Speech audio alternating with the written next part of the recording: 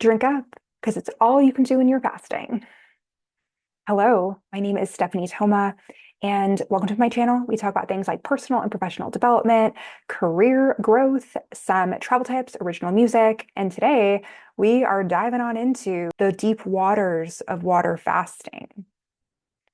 And let me first share what inspired this and what I did. So I decided to drink only water one day out of the month, every month for a year. This was inspired by Halloween. I ate a lot of Halloween candy. October 31st, I can't have any more candy. I didn't, for some reason, want to just have a bunch of kale all day. So I was like, you know what? Water fast. Let's cleanse all this sugar out of my system. Then I got the idea, what if I refined this and did it more than just once? And I have learned a few things in the process. So I'm going to talk about the three main things that I learned that will hopefully positively impact your fasting journey. The first is the hours of the fast. You may think of a fast like me, or at least how I did initially, where I thought, okay, let's say I stop eating at 8 p.m., then I'm not eating for the rest of the night, and then the entire next day, and then not until I wake up in the next morning. So let's think about this. Let's say you stop eating at 8 p.m., and then the whole day you're fasting, and the next day, let's say you wake up at 8 and you have something. That's actually not 24 hours, that's 36 hours of fasting. And not to say that you can't be an overachiever. However, what I have found is actually more manageable for me is to do something like 11 a.m. to 11 p.m. There are a couple of reasons for this, because you get to have breakfast. So you're not actually going an entire day without eating in terms of when you wake up and go to sleep. In this case, you have breakfast and then it's 11, you're like, all right, the clock starts now. And then the next morning, you're not having breakfast, but you're having a lunch or a late breakfast. Do you see what I mean? How that's a lot more manageable, exactly 24 hours. You could decide to make it 10 a.m. to 10 a.m., whatever gives you enough time to have breakfast. The second thing that I learned is maybe it doesn't have to be all water all the time. The days when I was the crankiest was when I just had straight up water. I was so purist in the first 6 months that I literally only had water. No flavor, no fun, no joy, just straight up water. And I wasn't counting how many cups I had. I had a lot though, because goodness, I mean, probably 12 cups, or it was a lot. You want to be careful to not overindulge, but I think your body naturally knows as long as you have that intuitive attunement going on.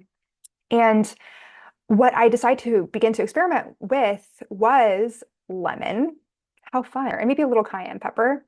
And when I felt really wild, I added some honey. Then I thought, okay, we're introducing some calories, some sugar in here. So let's actually try something different. What about bone broth? I had about, throughout the day, 3 8-ounce cups. And that was so much more manageable, obviously. You're getting protein. I did have spices in the bone broth. So that may not count as a water fast. It is, however, still a liquid fast. And I got this recommendation from one of my past podcast guests, Tanner Chittister, and he likes to fast with electrolytes. So if you have electrolyte powder, it'll be a combination of sugar and salt. Some of them are sugar-free.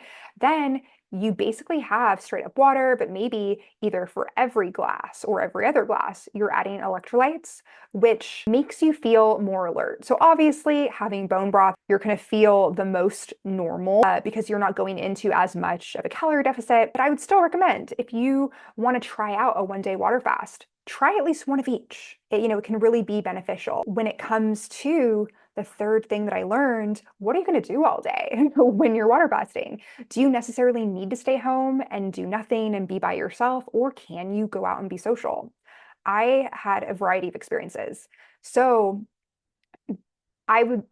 most of the time, I opted for staying home and having it be a day to journal, meditate, contemplate, read, and that was pretty impactful. I did use it as an opportunity to be with myself, and I have read that when you're meditating, you can get into deeper meditative states, sometimes on an empty stomach. So I took full advantage of that greater access. However, there were invitations that I just didn't feel like refusing. An example of that would be on a 100+ degree heat day in Austin, Texas, I was invited to go to a pool gathering. All right, let's go. I will say, lounging in 100-degree heat for hours when you're only drinking water, this is before I introduced electrolytes or anything, that was rough. But I really enjoyed the conversation, and other people were ordering snacks at the pool and getting stuff from the bar. I was like, all right, people just ask, oh, do you want any? I'm like, I'm good, thanks. And then, if they were curious, I would say, oh, I'm water fasting today. And that was that. People were pretty respectful and receptive of that choice. I would say if you can be flexible, if you decide yourself to do this for, let's say, 3 months, 6 months, a year, picking one of those benchmarks, you may consider being flexible and having your fast plus or minus a day or two, depending on what's going on that weekend. If you have a really fun weekend plan and you usually do it on a Friday, go ahead and do it on a Thursday instead. I think flexibility is key within reason for these goals that we have. And the question of would I do it again? I don't feel called to repeat the cycle for an additional year. That seems unnecessary to me.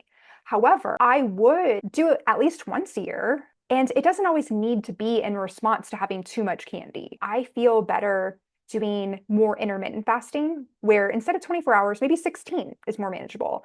Or maybe one day I prioritize more lean proteins and more vegetables and fewer carbs. I tend to feel the best when I'm not having a lot of carbs anyway. You really need to do what feels best for you. And of course, be aware if you have any pre-existing health conditions where your blood sugar would dip and this would not be healthy for you, then maybe you don't want to do 24 hours. Go ahead and learn through experience, or if it could be detrimental, learn from your doctor and figure out what will actually be beneficial to your health.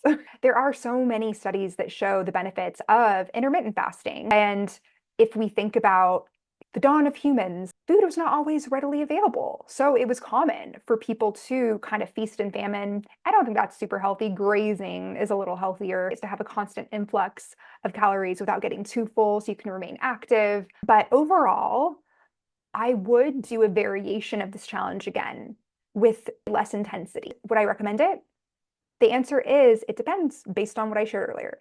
So I'd love to hear if you have ever attempted or done a water fast of 1 days, 2 days, 3 days, 7 days. Let me know how that was and if you would do it again. Wishing you a wonderfully hydrated day. Until next time.